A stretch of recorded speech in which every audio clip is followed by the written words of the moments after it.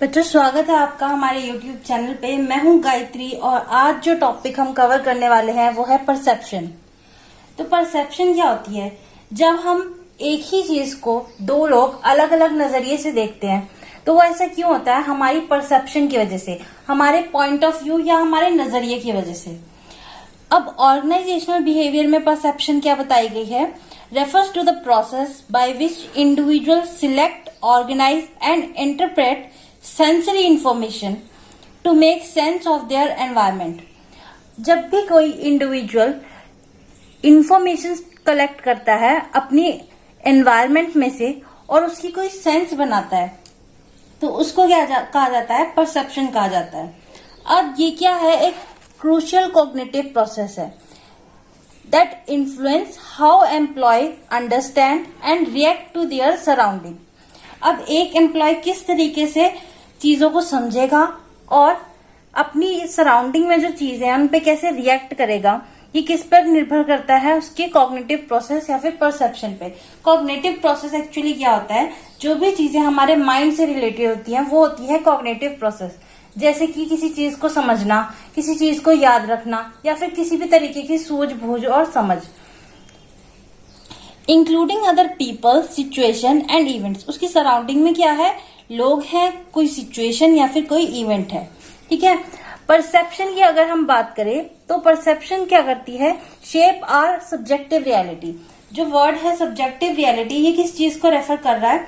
जो हम सोचते या विचारते हैं और एक्चुअल जो चीज घटना घट रही है उससे अलग जो हमारी सोच बन जाती है वो होती है हमारी सब्जेक्टिव रियलिटी। मान लो आपके साथ कुछ नेगेटिव हो रहा है, उस समय में आप पॉजिटिव सोच रहे हो, ठीक है, और पॉजिटिविटी को आप अपने अंदर इनबिल्ट करते जा रहे हो तो आपके साथ पॉजिटिव होना शुरू हो जाता है। तो यही सब्जेक्टिव रियलिटी होती है कि हम हो कुछ और रहा है और समझ कुछ और रहे हैं, तो उस तरीके से वो बिल्ट होते होते हमारी रियलिटी बन जाती है। Impacting everything from individual performance to learn dynamic. अब एक इंसान किस तरीके से परफॉर्म करेगा ऑर्गेनाइजेशन में और उसके किस तरीके से लर्निंग डायनेमिक्स रहेंगे, यानी कि कितना वो सीखेगा या समझेगा, ये भी इसी चीज पे डिपेंड करता है, उसकी सब्जेक्टिव रियलिटी पे। नेक्स्ट है हमारे पास की एस्पेक्ट्स ऑफ परसेप्शन। सबसे पहले है selection. Individual don't process all available information. हालांकि उसके एनवायरमेंट में काफी ज्यादा इंफॉर्मेशन अवेलेबल होती है, पर वो क्या करता है? सिर्फ सिलेक्टिवली अटेंड करता है सर्टेन स्टिमुली को based on their interest, need and past experience. उसके जो इंटरेस्ट है, नीड है और जो पास्ट एक्सपीरियंस उसके रह चुके हैं उसके बेस पे वो चीजों को या इन्फॉर्मेशन को सिलेक्ट करता है। अगर आपने देखा होगा, आपको पेरेंट्स और टीचर्स सारा साल भर कहते रहते होंगे पढ़ लो पढ़ लो पढ़ लो, पर आप कब पढ़ते हो? जब आपके एग्जाम आते हैं। आपके एग्जाम आते हैं तो आपको पास होना होता है, आपका बेसिक इंटरेस्ट होता है कि हमें पास होना है। और ऐसा क्या रहा होता है? आपका पास्ट एक्सपीरियंस भी रहा होता है कि हमने 15 दिन पहले पढ़ना शुरू किया और हम पास हो गए। तो ये जो पास्ट एक्सपीरियंस है और इंटरेस्ट है, ये क्या करता है? मेजर रोल प्ले करता है। नेक्स्ट है हमारे पास ऑर्गेनाइजेशन। अब जो अवेलेबल इंफॉर्मेशन है उसको सिलेक्ट करा और ऑर्गेनाइज करा इनटू मीनिंगफुल पैटर्न। हमने क्या करना है? यहाँ पे सिमिलर चीजों को ग्रुपिंग कर देते हैं। Simply this can involve grouping similar item, perceiving objects as figure against a background और कंप्लीटिंग इनकम्प्लीट फिगर। एक आपने देखा होगा मीम्स आती है, आधी फिगर बनी होती है, बाकी की आपको गेस करनी होती है कि एक्चुअल में चीज पूरी बन क्या रही है। तो वो क्या होती है हमारे पास? Completing incomplete figure. ये हमारी परसेप्शन है जो उसको अधूरी पिक्चर को भी समझ पा रही है कि ये पूरी होके मछली बनेगी या पूरी होके कैप बनेगी। ठीक है। नेक्स्ट है interpretation. The organised information is then interpreted. Individual assign meaning to it based on their existing knowledge. अब जो ऑर्गेनाइजेशन जो इन्फॉर्मेशन कलेक्ट करी है उसको ऑर्गेनाइज करके इंटरप्रेट किया जाता है इंडिविजुअल द्वारा, और उसके बाद वो उसको मीनिंग असाइन करता है अपनी एग्जिस्टिंग नॉलेज, बिलीफ और अपनी बायसनेस के बेस पे। बायसनेस क्या होती है? जो चीजें हम किन चीजों को फेवर करते हैं उनको कहते हैं बायसनेस। नेक्स्ट है हमारे पास फैक्टर इन्फ्लुएंसिंग परसेप्शन। सबसे पहले है प्रिसीवर। प्रिसीवर कौन है? जो ऑब्जर्व कर रहा है किसी चीज को।